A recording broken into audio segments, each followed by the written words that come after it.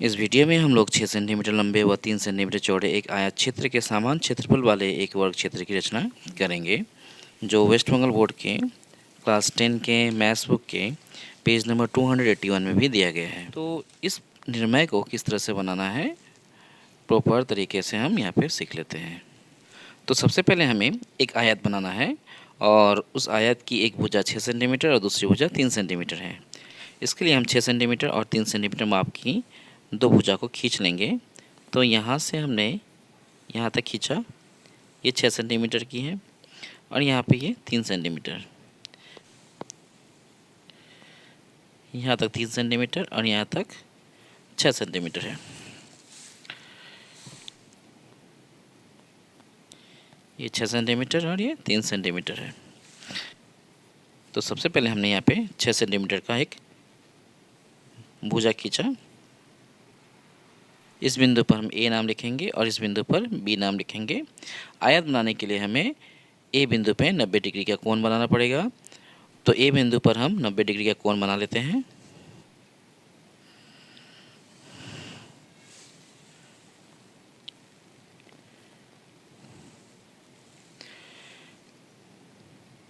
नब्बे डिग्री का कोण बनाना सभी को आता ही होगा, काफ़ी सावधानी से बनाना है ताकि मिस्टेक ना हो।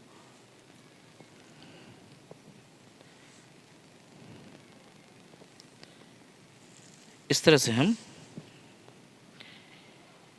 90 डिग्री का कोण बना लेंगे और ये जो ऊपर का भुजा है ये हमें 3 सेंटीमीटर का लेना है, इसलिए हम इसे 3 सेंटीमीटर माप कर खींच लेंगे। एकदम 3 सेंटीमीटर मापना है। अब पूरा 3 सेंटीमीटर का लाइन हम यहाँ पर खींचेंगे। आयत के आमने सामने की भुजा बराबर होती है, इसलिए हम इस भुजा के बराबर इधर भी एक भुजा खींचेंगे और ए बी भुजा के बराबर ऊपर भी एक भुजा खींचेंगे। तो हम ए बी को माप लेते हैं।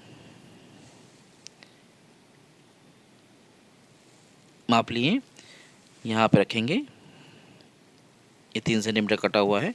अब हम यहाँ पे एक इस तरह से काट लेते हैं।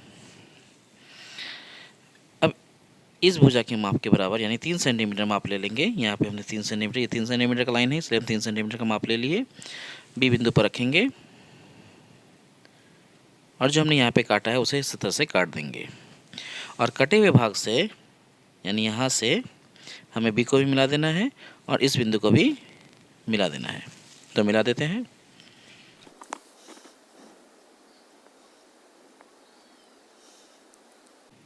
तो हमने ये भुजा को खींच लिया। इसी तरह से हम इन दोनों बिंदु को भी मिला देंगे।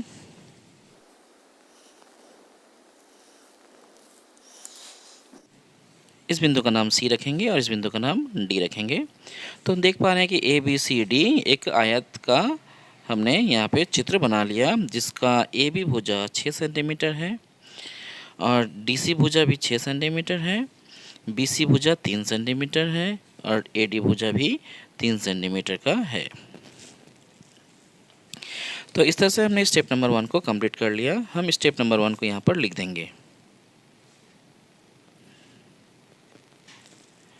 तो स्टेप नंबर 1 में लिखेंगे 6 सेंटीमीटर और 3 सेंटीमीटर भुजा वाले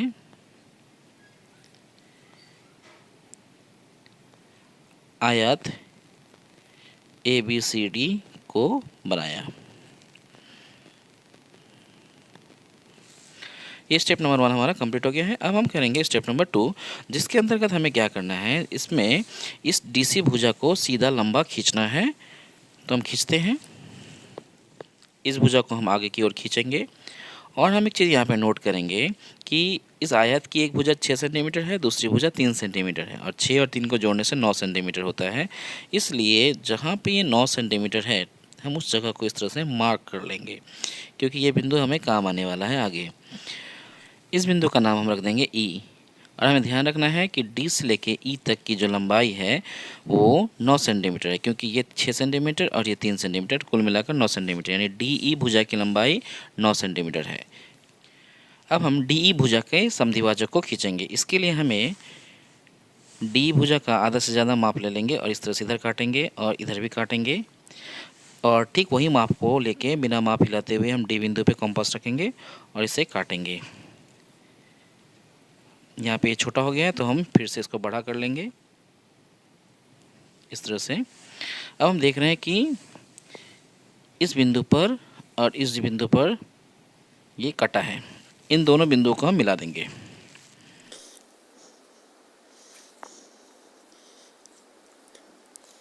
इस तरह से ये समद्विभाजक का निर्माण हो गया। इस बिंदु को हम O लिख देंगे। तो स्टेप नंबर 2 में हमें यहाँ लिख देना है स्टेप 2, इसमें लिखना है कि DE भुजा के समद्विभाजक को खींचा गया।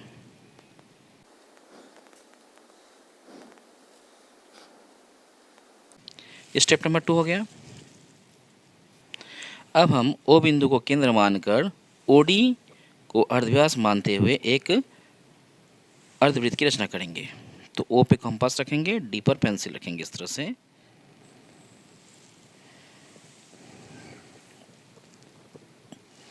तो यहाँ पे हमने अर्धवृत्त को बना लिया, जो कुछ इस तरह से हमें दिखेगा। स्टेप 3 में हम यहाँ पे लिख देंगे स्टेप 3,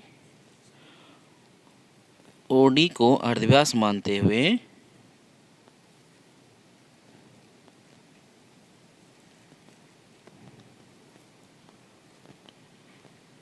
अर्धवृत्त खींचा गया।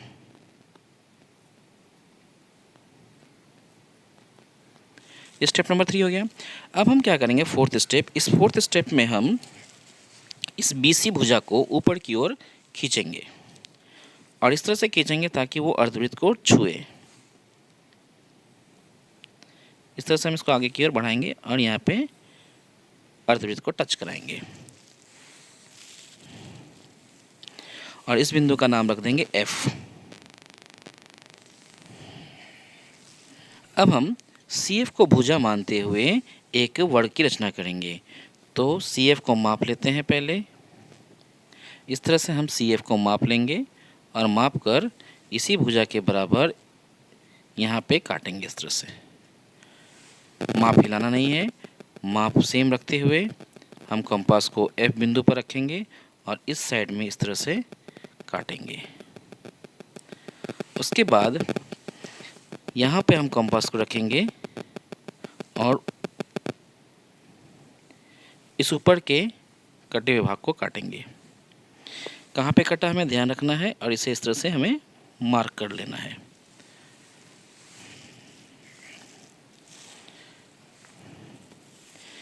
इस बिंदु का नाम हम G रख देंगे, इस बिंदु का नाम हम H रख देंगे। G बिंदु से H बिंदु को मिलाएंगे और इस G बिंदु से F बिंदु को मिलाएंगे। तो मिला लेते हैं।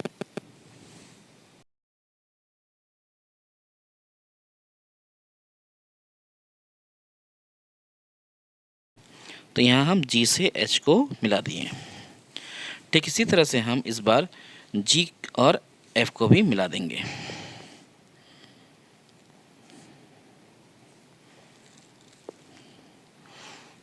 इस G को F से मिला दिया।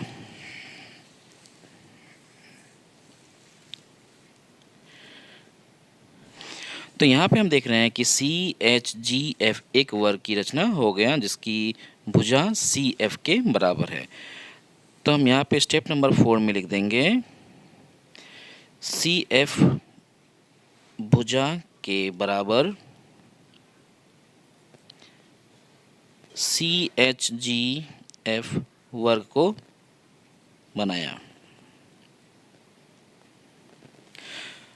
और फाइनली हम यहाँ पे देखेंगे कि आयत ABCD का क्षेत्रफल बराबर होगा किसके, वर्ग CHGF के क्षेत्रफल के बराबर। CHGH का क्षेत्रफल। तो इस तरह से ये जो कंस्ट्रक्शन का तरीका हम सीख लिए। अगर कोई भुजा दूसरा माप का दिया हुआ हो तो हम इसी तरीका से बना सकते हैं।